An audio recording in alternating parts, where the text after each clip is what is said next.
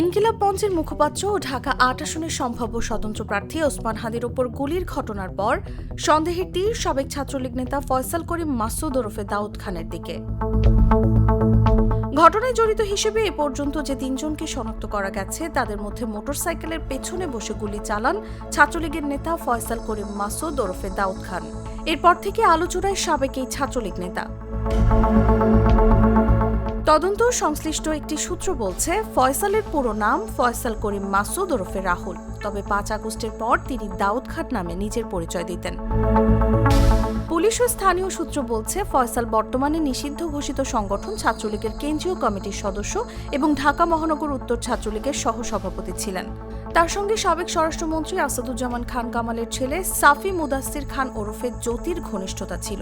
জ্যোতির সঙ্গে ফয়সালের একাধিক ছবি সামাজিক যোগাযোগ মাধ্যমে ছড়িয়েছে।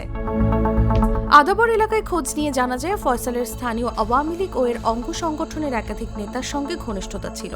সাবেক প্রতিমন্ত্রী ও আওয়ামী লীগ নেতা জাহাঙ্গীর কবির নানকের একান্ত সহকারী মোহাম্মদ মাসুদুর রহমান ও মোহাম্মদপুর এলাকার আলোচিত শীর্ষ সন্ত্রাসী জোসেফ আহমেদের ভাতিজা ঢাকা উত্তর সিটির ৩৩ নম্বর ওয়ার্ডের সাবেক কাউন্সিলর আসিফ আহমেদের সঙ্গেও ফয়সালের ঘনিষ্ঠতা ছিল। আলমগীর শেখ ও স্বেচ্ছাসেবক লীগের রুবেল তার অন্যতম সহযোগী ছিল। গেল বছরের ২৮ অক্টোবর ঢাকার আদাবরের বায়তুল আমান হাউজিং সোসাইটি এলাকায় ব্রিটিশ কলাম্বিয়া স্কুলের ৪র্থ তলায় অফিসে অস্ত্রের মুখে ১৭ লাখ টাকা লুটের ঘটনা ঘটে। এই ঘটনায় আদাবর থানায় একটি মামলা হয়েছিল। ওই মামলার প্রধান আসামি ছিলেন ফয়সাল করিম।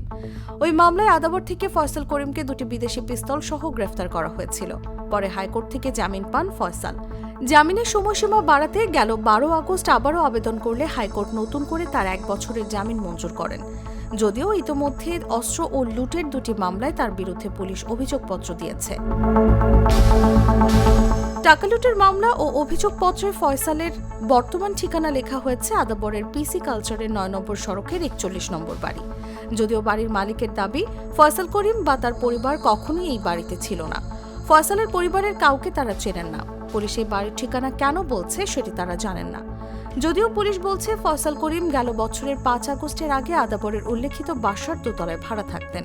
৫ আগস্টের পর তারা ওই এলাকা ত্যাগ করেন। কিন্তু ৫ আগস্ট গণঅভ্যুত্থানের ২.৫ মাস পর মামলা ও ৬ মাস পর অভিযোগপত্রেও ফয়সাল করিমের বর্তমান ঠিকানা হিসেবে পিসি কালচারের ৯ নম্বর সড়কের ওই বাড়ি উল্লেখ করা হয়। এদিকে এলাকায় খোঁজ নিয়ে জানা যায় পটুয়াখালীর বাউফলের গ্রামের বাড়িতে ফয়সালের যাতায়াত ছিল না। নিউজ ডেস্ক, জাগো নিউজ।